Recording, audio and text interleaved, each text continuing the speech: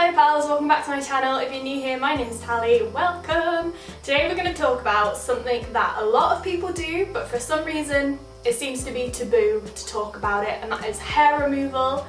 I had no idea about this when I was growing up. I totally had to figure it out on my own. I had like bits of tips and information and rumours and stuff from my friends, but YouTube wasn't really a big thing when I was growing up, so I kind of had nowhere to go for information. So younger people or people who have not yet started hair removal and want to, here is all of my advice and wisdom for you, and I wish I had this before I started removing the hair on my legs. I choose to remove the hair on my legs and bikini line and armpits just as a personal preference. I prefer how it feels when it's smoother, and I prefer how it looks and feels under some clothes. Like I have this pair of baggy trousers and they are a really cheap material, but I had I'm really lazy, so I had really long leg hair a while back and it was like static clinging to my legs. It was not a good look. And the way I choose to remove my hair is epilating, because I really can't stand stubble and my hair grows back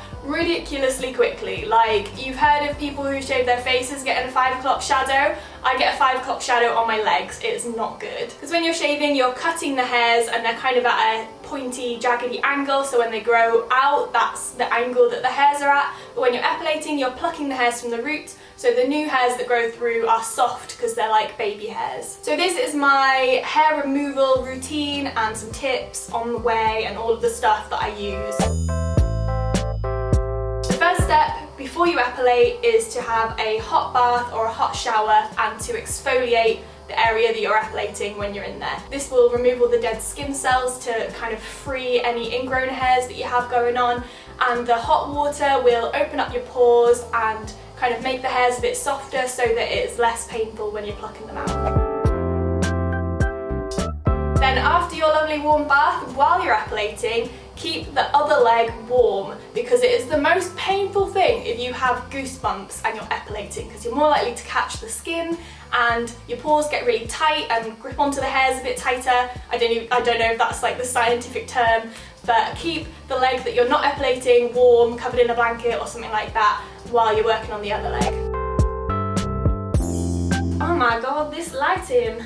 The sun cannot decide what it wants to do. I definitely recommend epilating in the evening or at a time where you don't have to wear any tight clothing for the next couple of hours, because wearing tight clothing after you've just epilated is very uncomfortable. You really want to let the skin breathe. So when you're wearing pyjamas or when you're going to be in bed, that's a good shout. Also, your legs will get very red and kind of spotty looking and it doesn't look the nicest. So if you leave it overnight to calm down and then you want to wear shorts or a dress or whatever, then it'll look a bit better. This is especially if you're epilating your bikini line or your armpits. You are very brave people, because those areas tend to get sweaty and you really want to let them breathe to stop any ingrowing hairs and stop it getting really irritated. So the technique for epilating is pretty similar to shaving, is that you're going the opposite ways to the way the hair is growing, but I'd recommend to try and pull the skin as tight as possible. This will make it a bit less painful and will reduce a bit of that red rashy kind of look, because you're not pulling on the skin as much if you keep it tight.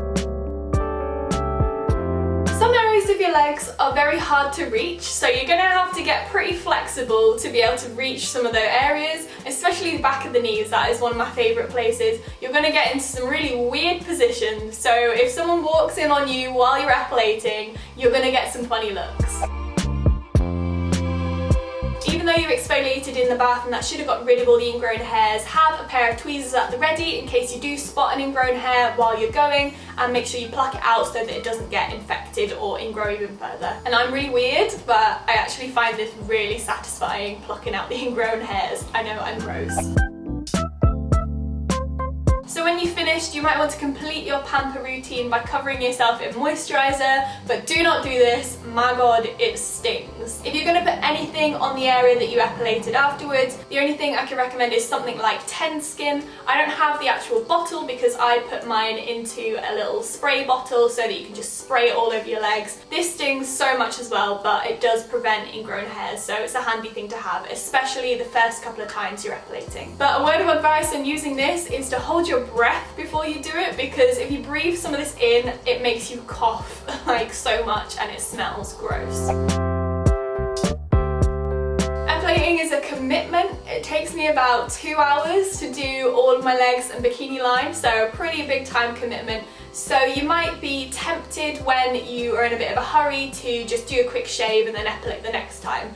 Do not do this. If you do this, it resets the pain threshold to the first time you epilated. The first time you epilate, not gonna lie, it is painful. This is one of the biggest things that worried me about epilating. But the pain is pretty similar to the pain of getting a tattoo, apart from when you pluck the hair out, it doesn't hurt anymore, and a tattoo keeps on hurting because they keep putting the needles in. But it's the same as plucking your eyebrows or anything like that. The more you do it, the less painful it gets. Firstly, because your threshold gets higher, and also the hair is softer and easier to pull out in future times. But if you shave, it puts it right back to the pain of the first time. Do not mix and match shaving and epilating, not worth it. And if you've never done hair removal before, I would recommend starting with epilating because your hair is soft, it's like baby hairs, so it won't be so painful to pull it out. Whereas if you start shaving and then go to epilating, which is what I did, it is very painful.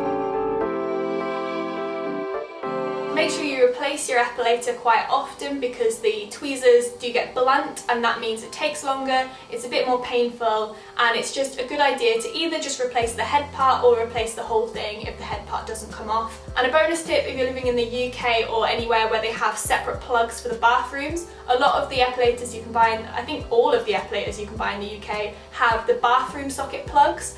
I get mine from America or from anywhere else abroad, and then I have an adapter to a UK plug. This means I can do it in my bedroom rather than my bathroom, which is a lot more comfortable, a lot more warm, because you're going to be there for a long time, so you want to be comfortable. I don't know if you can get adapters from bathroom plugs to regular plugs, but if you can, do that. You might think this is really expensive, but the lower end epilators that I use are about £30, which is about the cost of one wax. So if you work it out, how many times you use an epilator, how often you have to get a wax, it does work out cheaper than waxing. And my final tip, and this is a great one for the lazy people like me, is to wait quite a long time until you epilate again. So they say epilating lasts about 2 weeks. It lasts a bit less for me, maybe like a week and a bit, because my hair grows back so fast, but I wait like 3 to 4 weeks before I epilate again, partly out of laziness, but because all of your hairs grow back at different rates, this means that all of your hair will be long enough for the tweezers to grip it, so you'll get a proper clean epilate every time. If you epilate more regularly, then you'll just be getting those longer hairs, and then the shorter ones will grow to be longer, and then you'll need to do it again. Whereas if you do it all in one go when they're all really long, then it's like a clean slate. But I don't mind waiting for ages because the hair grows back softer, so you don't have the stubble problem, and my hair is pretty light coloured anyway, so you can't really see it. A tip for in-between epilates is to just get a bit of moisturiser and stick the hairs down. This might seem really minging, but get some moisturiser in your hand and run it the same direction as the hairs on your legs, and it will stick them down and it doesn't look as hairy. So that was all of my tips and advice. If you have any more epilator tips or any hair removal tips, please leave them in the comments because I'd love to hear them. I'm still learning, we're all still learning, so let's just help each other out. Remember, you do not have to remove the hair on your body. That is totally a personal preference and it's up to you. Don't succumb to peer pressure or pressure from anyone else. It's your body. You have total control of what you do with your body. So if you do decide to remove your hair, use all of these tips. If you decide it's not for you, absolutely fine, kudos to you. Thank you so much for watching. Please like this video if you've liked it, and please subscribe to my channel and hit that bell button so you get notified whenever I upload a new video. I upload every week, and at the moment I'm uploading? I'm like, that's uploading and epilating. Epiloading. I upload every Sunday, and at the moment I'm uploading a midweek video as well, so you're getting double the fun. Thank you again, and I will see you in my next one. Bye!